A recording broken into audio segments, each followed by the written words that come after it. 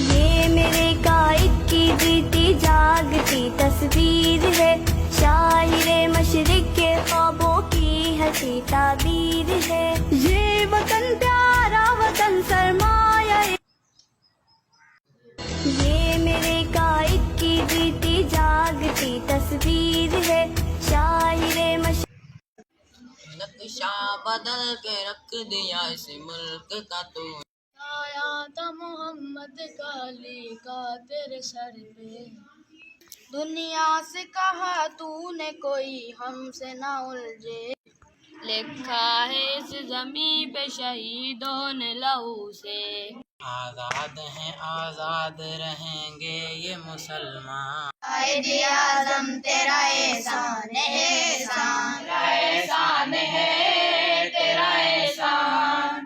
14 اگست کی آمد ہے، دل سے دعا نکلتی ہے کہ اللہ وطن عزیز کو متعین کردہ بنیادوں پر قائم و دائم رکھے، اس میں ترقی و اشعال کا عمل جاری و ساری رہے، اس کا شہری ملک سے محبت کے جذبے سے سرگرم رہے، یہ ملک بد خواہوں اور شر پسندوں کے شر سے محفوظ و مامون رہے، آمین۔ پاکستان زندہ باد۔ میرا پیار، میرا جذبہ، میری بول وطنی، ہم دعا گو ہیں کہ ساری قوم سبز سفید رنگ کے پرچم میں یوں متحد رہے۔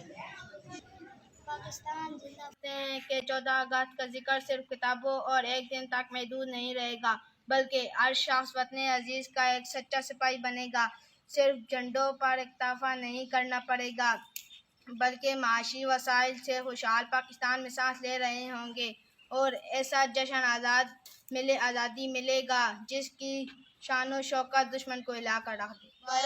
خدا ہم سب کو اس وطن سے محبت کے پیغام کو سمجھنے کی توفیق عطا کرے، اور یہ وطن ہمیشہ سلامت رہے۔ پاکستان زندہ باد۔ کرے کہ میری عرض پاک پہ اترے وہ فصل گل جسے اندیشہ زوال نہ ہو، یہاں جو پھول کھلیں وہ کھلا رہے برسوں، یہاں خزاں کو گزرنے کی بھی مجال نہ ہو، یہاں جو سبزہ اگے وہ ہمیشہ سبز رہے، اور ایسا سبز کہ جس کی کوئی مثال نہ ہو، گنی گٹائیں یہاں ایسی بارشیں برسائیں، گنی گٹائیں یہاں ایسی بارشیں برسائیں کہ پتھروں کو بھی روئیدگی محال نہ ہو، خدا کرے کہ میرے ایک بھی ہم وطن کے لیے، خدا کرے کہ میرے ایک بھی ہم وطن کے لیے حیات جرم نہ ہو، زندگی وبال نہ ہو، یہاں جو پھول کھلے وہ کھلا رہے برسوں،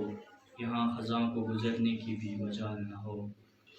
میری طرف سے آپ سب کو جشن آزادی مبارک۔ پاکستان زندہ باد۔ پاکستان زندہ باد۔ اس چمن کے